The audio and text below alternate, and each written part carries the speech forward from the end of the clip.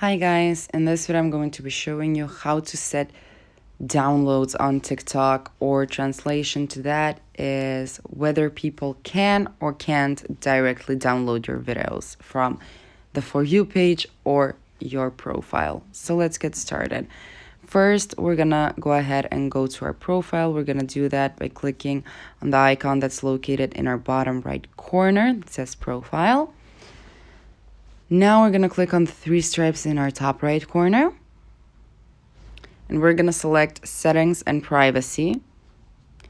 Here we're going to select privacy again. It's the second option below accounts. And we're going to slide down a little bit. As you can see below Stitch, we have downloads.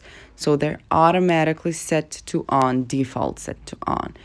So we don't want people to be able to download our videos. For example, if you want people to be able, just leave it on.